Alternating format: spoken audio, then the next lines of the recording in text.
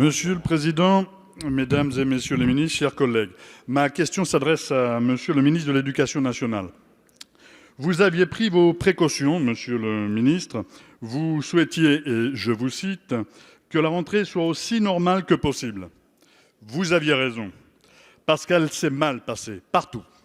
De la maternelle à l'université, des classes surchargées, un nombre important d'élèves sans affectation sur tout le territoire national, de l'Île-de-France à Villefranche-de-Lauragais. Des enfants perdus de vue, 3 900 rien qu'en Seine-Saint-Denis.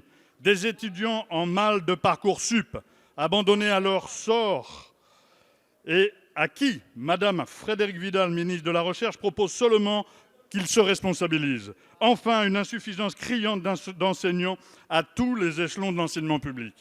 C'est la deuxième rentrée sous Covid, Monsieur le ministre, cette année. Vous aviez l'expérience et le temps pour l'organiser convenablement. Que se passe-t-il avec notre éducation nationale, Monsieur le ministre ?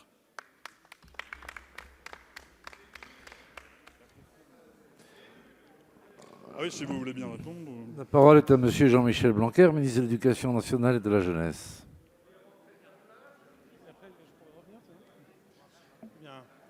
Monsieur le Président, Mesdames et Messieurs les députés, Monsieur le député Larrive, vous avez été concis, je vais l'être. Je vous invite d'abord et avant tout à regarder l'ensemble des pays comparables à la France et nos grands voisins.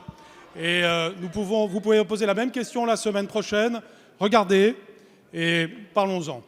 En effet, nous avons fait la rentrée la plus normale possible dans des circonstances que chacun reconnaît comme étant particulièrement compliquées. Pourtant, tous les enfants de France sont revenus, tous les professeurs de France sont revenus, avec quelques exceptions.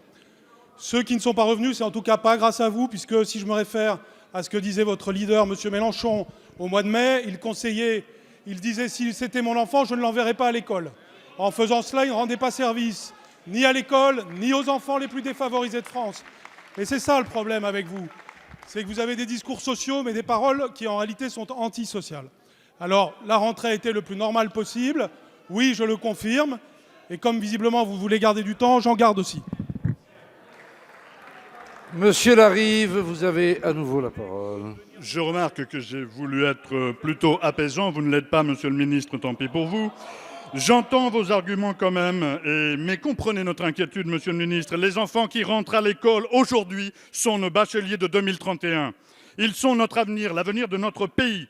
Pourquoi ne pas attribuer des postes aux enseignants placés sur des listes complémentaires? Ils sont budgétisés, ces postes. Pourquoi ne pas instaurer la distribution de masques gratuits du collège à l'université? Vous garantiriez ainsi l'application de votre protocole sanitaire. Vous avez raison, je regarde l'Europe, et l'Europe vous dit ceci: l'Italie va recruter 84 000 personnels enseignants.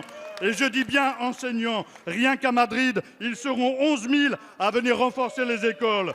Et pour garantir des classes limitées à 20 élèves. Alors pourquoi, Monsieur le ministre, pourquoi vous voulez que nous soyons les mauvais élèves de l'Europe? Monsieur le ministre, vous avez la parole. Bien, monsieur le député, vous ne savez pas de quoi vous parlez. Dans les pays en question, je vous invite, dans n'importe quel pays comparable à la France, à recruter 84 000 personnes comme étant professeurs. Si vous appelez professeur les recrutements qui vont avoir lieu, alors nous n'avons pas la même conception de ce qu'est un professeur. Monsieur le député, ayons un débat approfondi sur ces sujets. Franchement, nous n'avons pas à rougir de ce qui s'est passé. Essayez de contribuer à l'unité nationale autour de l'école, plutôt que d'essayer de faire de vaines polémiques. Jamais le taux d'encadrement à l'enseignement primaire n'a été aussi favorable. Dans chaque commune de France, ce taux d'encadrement s'améliore. Nous avons mis 1 500 000 heures supplémentaires pour aider les élèves. Et aujourd'hui, nous sommes organisés pour les aider. Vous, ce que vous voulez, c'est créer des polémiques. Nous, ce que nous voulons, c'est aider les élèves de France.